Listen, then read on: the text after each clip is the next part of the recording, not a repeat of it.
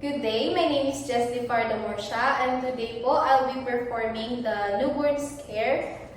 So the first thing that we're gonna do po is to state the objective of the procedure. So this procedure po ensures the health and safety and well-being of the baby. Newborn care po also promote the baby's immediate survival, long-term development, and emotional security po. So next po is i-prepare na po natin yung ating mga materials, yung ating complete articles po na we're gonna be needing for the procedure. This is the sterile gloves po, dry linen, yung bonnet ni baby, cord clamp, eye ointment, stethoscope, yung ating mga vitamins, yung vitamin K, hepatitis B vaccine, and yung ating BCG. Next is yung ating cotton balls po, yung alcohol, tape measure, and thermometer po. Then next po is i-check po natin yung temperature in the delivery room or the NICU area. This is to eliminate the air draft po. So yung normal temperature po dapat ng ating area is within 23 to 26 degrees Celsius po. Next po is magpe-prepare po tayo ng area na clear and clean po for newborn resuscitation po. Then, next is i-ensure natin yung accessibility, cleanliness, and function ng ating mga equipment.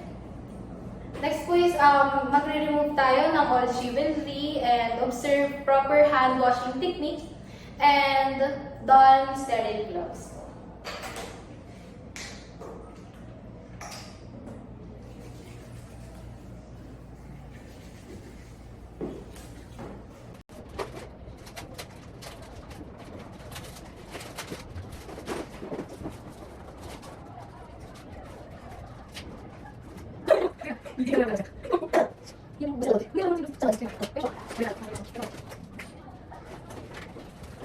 Next is we're gonna dry the newborn, observing time limit and proper technique while performing po a quick assessment of newborn's breathing.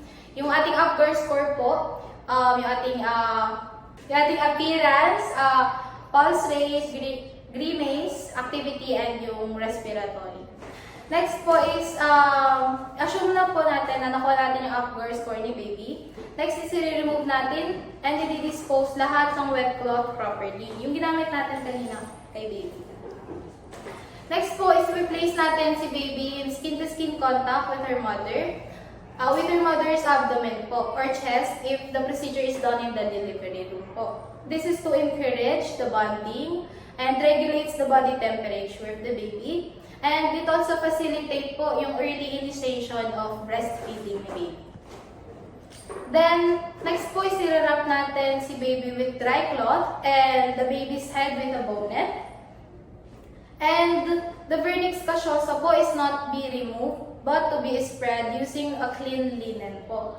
So yung vernix, maglagay po muna tayo ng bonnet. So yung vernix caseosa po is an antimicrobial that helps regulate the body temperature po of the baby. So spread lang po natin yun sa body ni baby. So next po is we're gonna perform the second Apgar scoring. And then, assuming na na-take na din po natin yung second Apgar scoring. The next is we're gonna weigh po the newborn using a weighing scale. So, measuring po yung birth weight ni baby in grams or kilograms.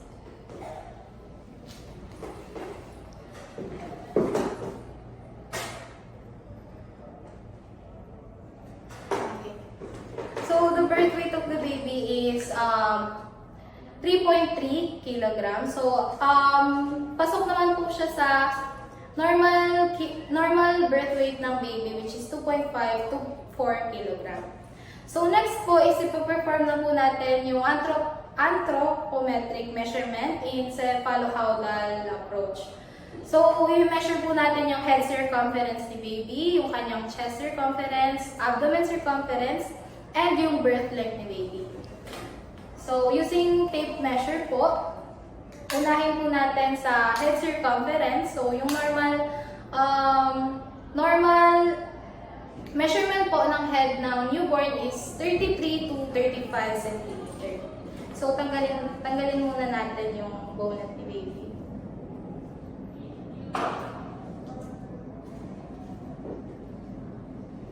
The measurement is above the baby's eyebrow.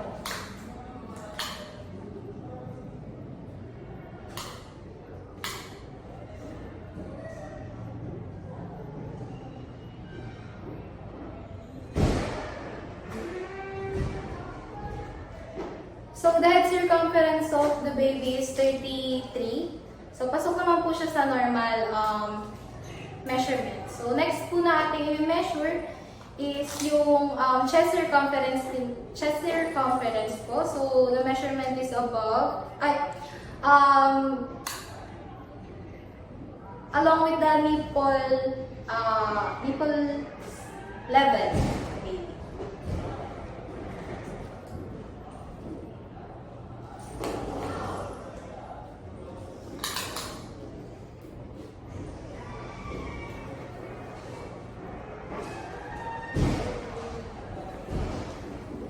So, the normal chest circumference po is 31 to 33 centimeter.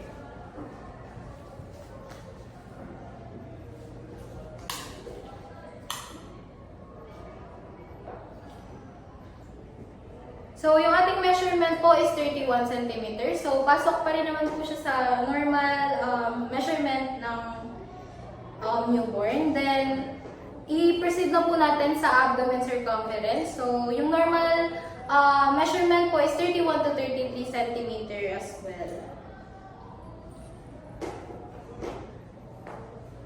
So, yung ating measurement po is 33.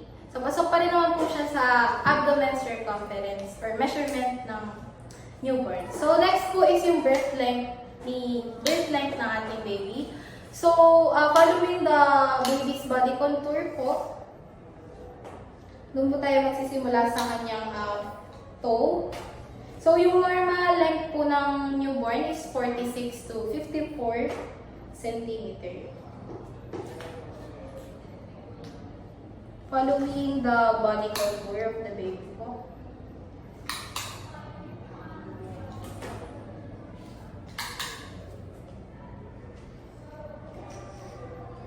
So, yung ating measurement po is 52. So, pasok pa rin naman po siya sa normal measurement ng newborn. Next po is, before we proceed po sa ating fourth care, is mag-change po tayo ng ating sterile gloves. So, assuming na nakapag-change na po tayo ng ating sterile gloves, magpo-proceed na po tayo sa ating fourth care. So, put nothing po on the stump and keep it uncovered to dry or air dry. Because wala pong studies na nakakapag-prove na kapag kinover natin yung umbilical ni baby is mas mabilis siyang magda-dry. So, next is i-dress natin si baby by folding the diaper below the stump. So, assuming na this is the diaper.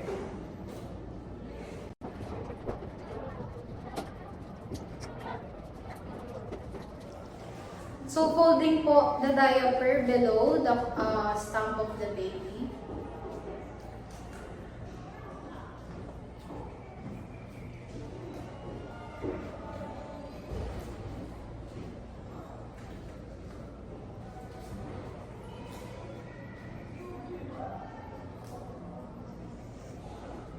Next po is we're gonna administer eye ointment. This is to prevent ophthalmia neonatorum po. Ito po yung severe eye infection primarily caused by exposure po sa bacteria during delivery. So, from inner to outer canthus po ang ating paglagay. Gently lang.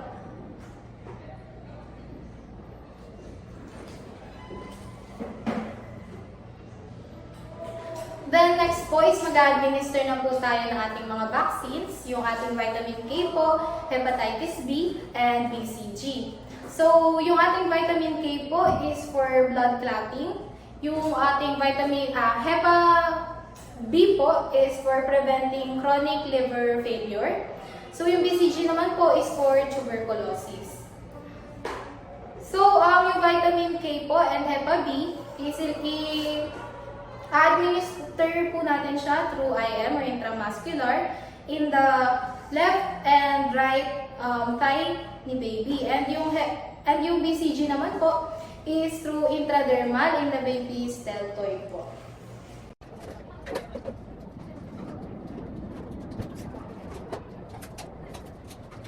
So, unahin po natin yung vitamin K.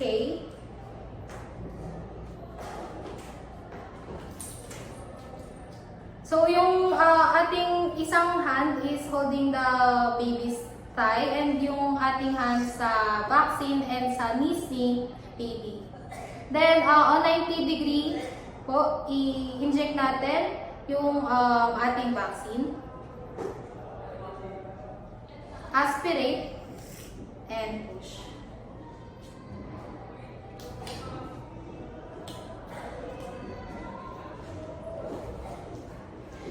Then, next po is yung ating Hepa B vaccine.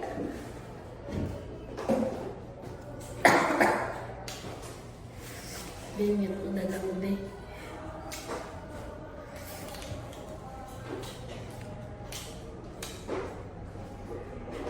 So, same procedure po as the vitamin K.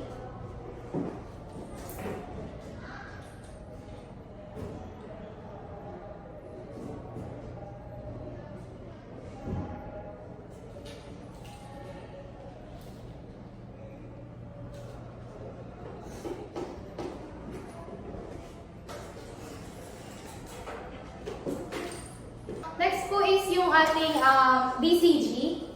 So, this is through intradermal. So, ilalagay po natin siya sa i-inject po natin siya sa deltoid part ni baby until it forms a bleb. So, next is maglalagay tayo ng bonnet ulit ng baby.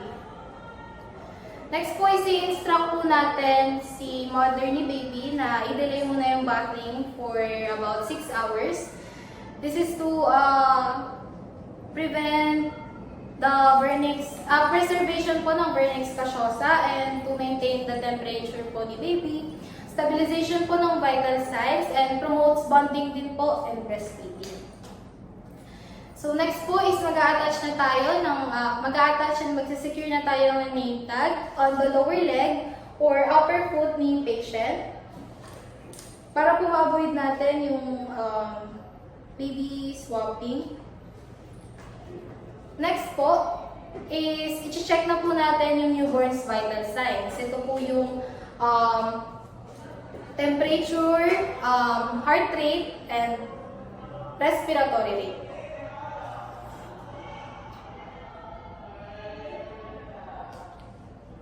So, assuming po na nakuha na natin yung vital signs ni baby, ipuput na po natin yung newborn's pajama, mitten socks, and swaddle the baby with a towel po.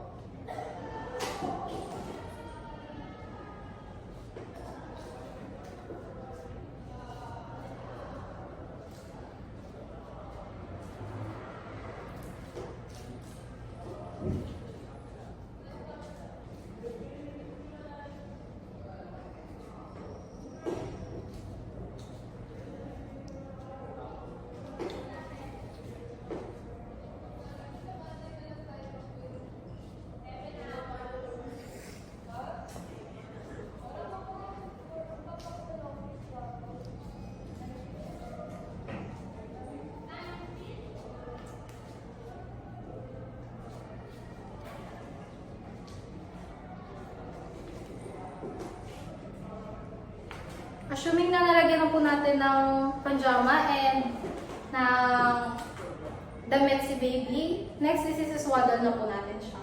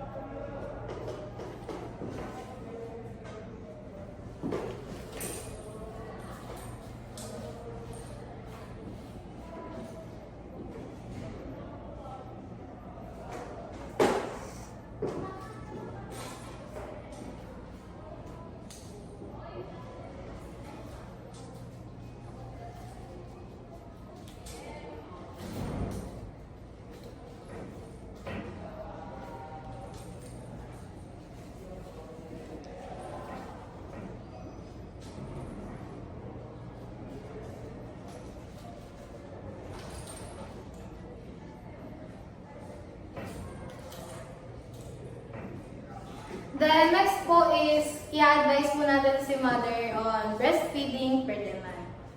And then that's it for our newborn scare po, and thank you for watching.